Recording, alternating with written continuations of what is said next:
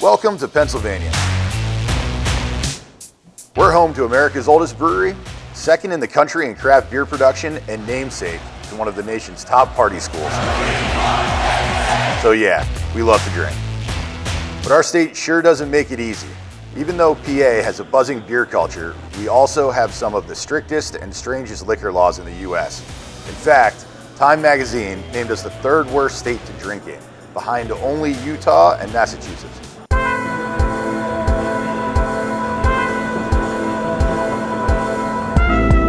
Our look into Pennsylvania's strange relationship with booze starts here in State College, the drunkest metro area in the state.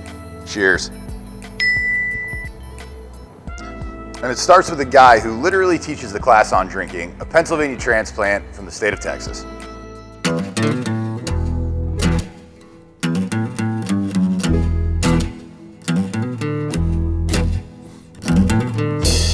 So, hey, I'm Kirk French, and I am a teaching professor in the anthropology department at University Park at Penn State University.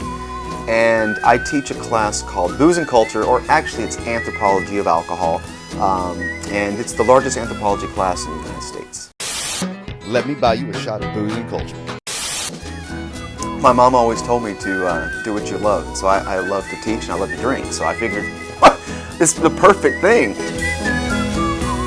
Prohibition seems like a really weird thing that happened in the United States. Because essentially overnight you made something that was completely legal and perfectly acceptable in society illegal. You made law-abiding citizens criminals overnight.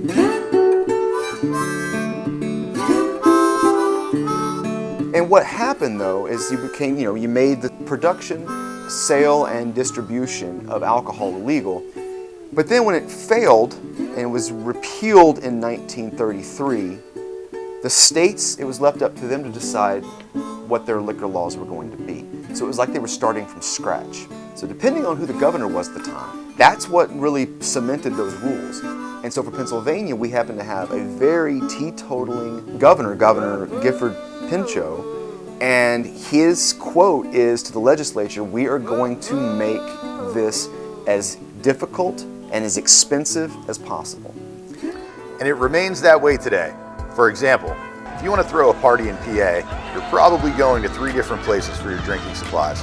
Bottle shop for beer, unless you want a keg, then you have to go to a distributor. Wine at the grocery store is fine, but only 4 bottles at a time. Liquor, you got to go to the state store. Yeah, it's complicated. On top of all that, the state of Pennsylvania owns and operates all liquor stores in the Commonwealth, eliminating competition for price and selection. We are one of only 7 states with a state-owned system. The setup has major impacts on local businesses, as explained by our resident industry expert, Jeff Powers.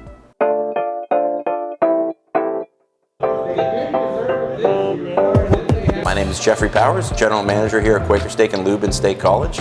I've been working in the beverage alcohol, the bar industry, restaurant industry in Pennsylvania since I was in high school. 1990-91 is when I started as a service bartender at North Park Lounge in Pittsburgh, Pennsylvania. I've been working behind bars ever since.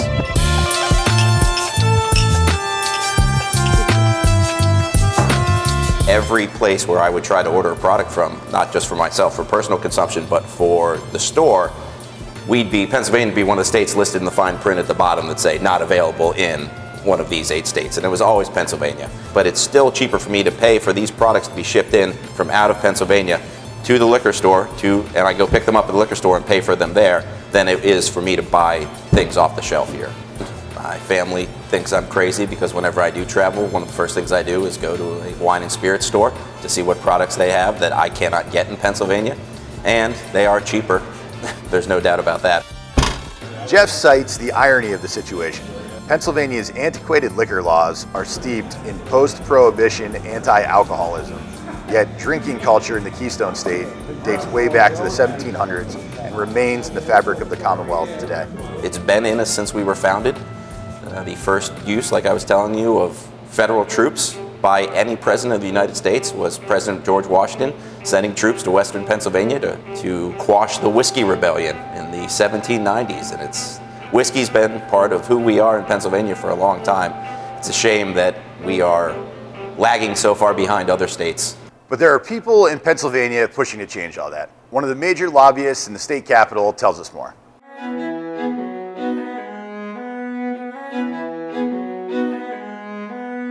Nate Benefield. I'm the Senior Vice President with the Commonwealth Foundation, which is a policy institution in Pennsylvania.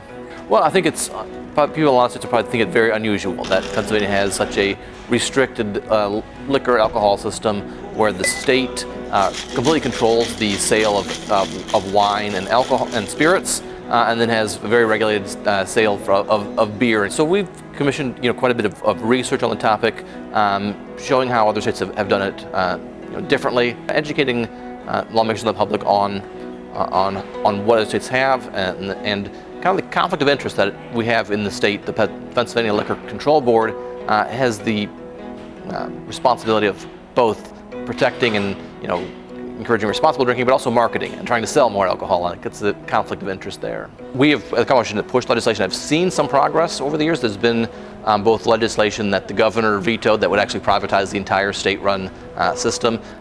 Today, even though there's, polling shows 70% support reform of the system, there are special interests who want to keep things the way they are and like the status quo. So there you have it, a little lesson on Pennsylvania's battle over booze, past, present, and future. From post-prohibition politics to looming legal changes, drinking remains a big part of PA culture. So cheers to cracking open a cold one in the Keystone State.